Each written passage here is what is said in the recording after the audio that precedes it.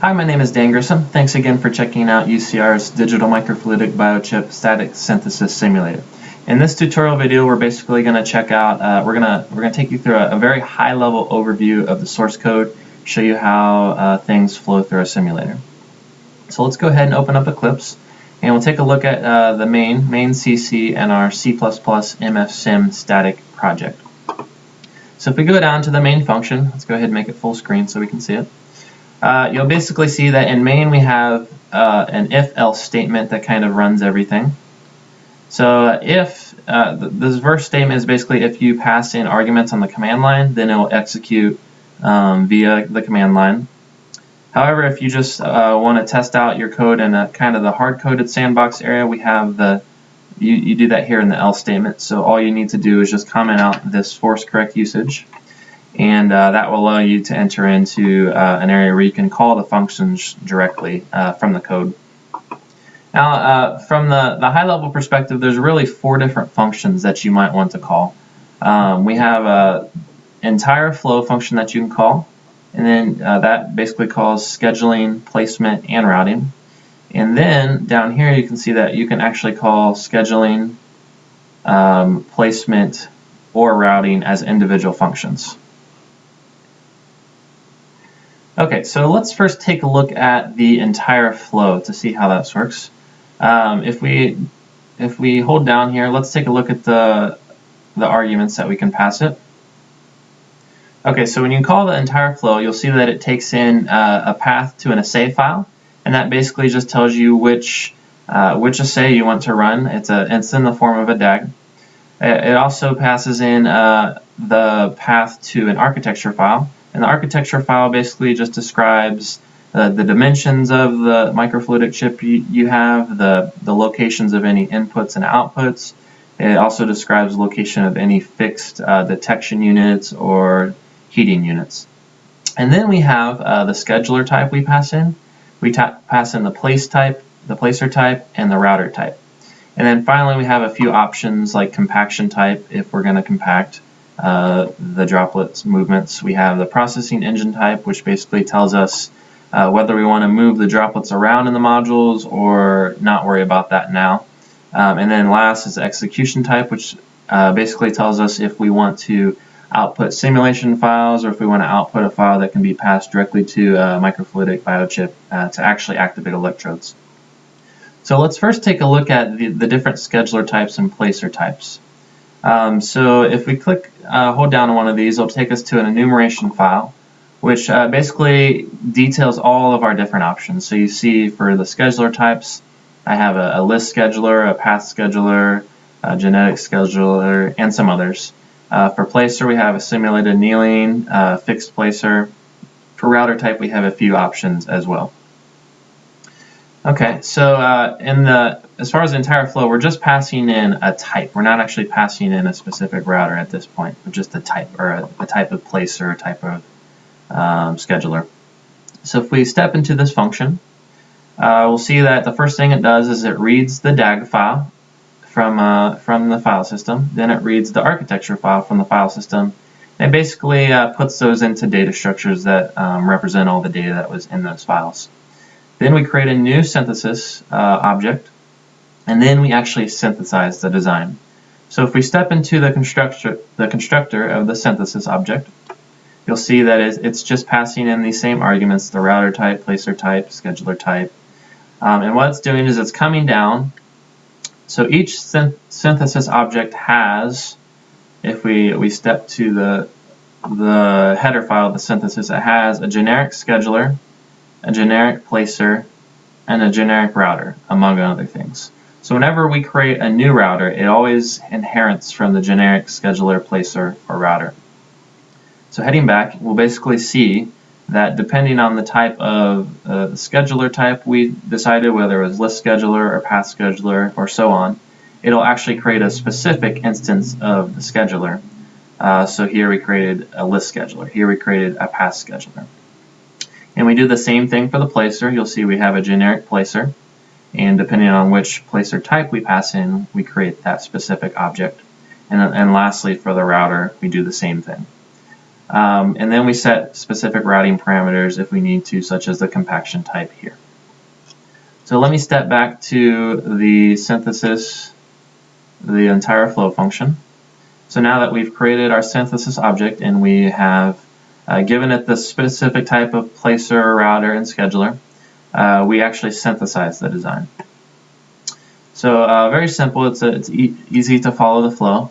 The very first thing we do is before synthesis, we basically output the DAG to files so you can take a look at that later.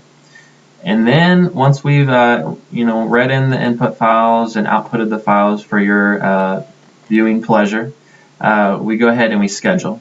So you see our generic scheduler has a generic function called schedule.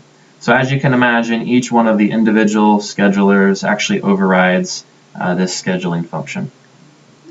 So it's basically surrounded by its timer. So this will tell you how long the scheduling took. Once we've scheduled, we do the scheduling to placement interface.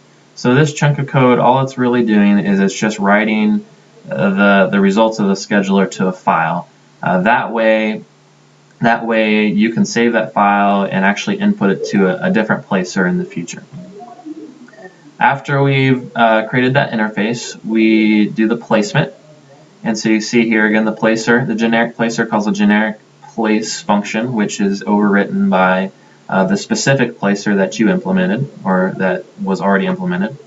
And again, timer surrounding it so we know exactly how long it took. Once placement is done, we do the placement to routing interface. So again, this just outputs a file from the placer. So this details all the placement results.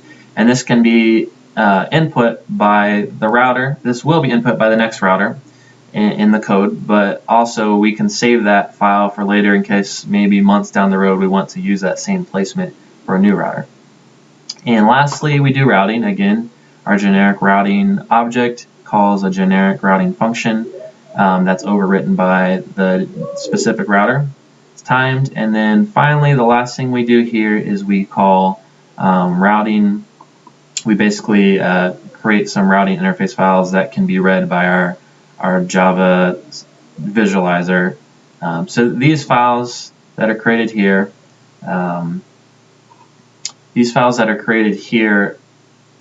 contain the entire results of the simulation. So they contain the scheduling, placement, and routing. So let me go ahead and run this function real quick. And when you're running some of the hard code, you really only want to run either this function or individual scheduling, placement, and routing. So let me go ahead and compile this. I'll compile, let me save it and then compile it. Okay, so we're finished with the build. And now what we're going to do is we're going to run the entire flow. And you'll see that I'm going to run the, we'll go ahead and just run benchmark 3 on the protein. And we will do this architecture, which has the proper inputs for this protein assay. We'll do list scheduler, a fixed placer, and a fixed place router. So go ahead and run it. Well, before I run it, let me show you the output that's created. So I'll go to my MFSIM static folder, come into the C++ project, and then go into output. So you'll see here that I have nothing in the output folder. Now let me open up the simulation here. Okay, now when we go ahead and run this, we'll see that it gives us some results executing the hard-coded sandbox that we just saw right here. You see that it did the list scheduler, gave it a schedule of 177 time steps, which happens to be seconds here. Shows you the scheduling time. It took 2 milliseconds, 0 milliseconds to place, and then 10 milliseconds to route. 2,796 cycles were spent in the routes that were created. So you also saw that it created all these interface files. And so you see it creates the placement to routing interface.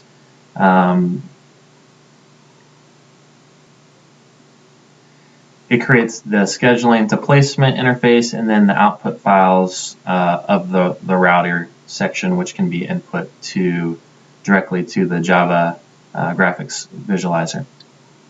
So last thing I want to show you is how you can do scheduling, placement, and routing individually.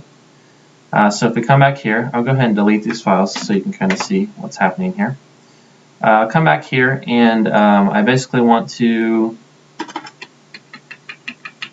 I can do one at a time, or you can run the scheduling, placement, routing individually. Running these three is the same as running this entire flow if you use the same parameters. But for now, let's just go ahead and look through some of this code. If we look into the scheduler, you'll see it's basically smaller chunks of the entire flow we just looked at. So if you look at the scheduler, you'll see it does the same type of thing where it picks based on the list, based on the scheduler type. It'll pick the appropriate scheduler, and then it'll actually call the scheduler, and then it'll write the interface file, and then it'll do some cleanup. If we look at the placer and the router, it's the same thing. We pick the placer, we do placement, we write the interface, we clean up. For router, we read in some input files, we select the appropriate router, we do the routing, and then we write the interface file, we clean up. Okay, so you'll see that the scheduler, place, and routing have a few different parameters. Scheduling has the same as the entire flow as far as it reads in a save file, it reads in an architecture file, but then you also specify the name of the output file, interface file that you want to create. And then of course you select the scheduling type. The placer, you give it a placement type, but you also give it the input file, input interface file, and the output interface file that you want to create. And finally for the router, you give it the router type as well as some other small options, and you give it the placement, you give it the output for the, the input for the input file for it to read in from the placer. So let's go ahead and we'll just run each of these individually to show you what's going on here.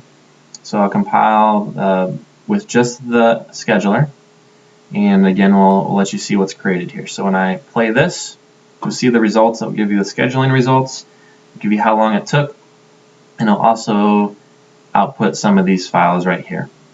And so if we want to come back to our visualizer, we can go ahead and say, we can actually go ahead and visualize what we just did. So we created this PCR assay. And we also, since we scheduled it, we also have, okay, that wasn't there. Oh, I just deleted it. So you get the point though. So if once I've done the scheduling, let's go back here to our output folder. Now I've generated the scheduler, so I'm going to do a placement. And you can see I'm reading in this file one sched to place, which I have in my output folder, and then it's going to create to place to route. So go ahead and compile this, play, and we'll see it shows you the results of the placement. It took 0 milliseconds in this instance, and it also created this file to place to route. And then lastly, we can go ahead and do the routing. So you see the routing is going to read in to place to route, and it's going to create its own file. So if I play this, you'll see it's going to create a few routing files. Okay, and with those, we can come back to our visualizer again, and we can go ahead and do a complete simulation if we want to visualize that. We'll see that we can come into sim, and we're already generating images of the simulation. Thank you.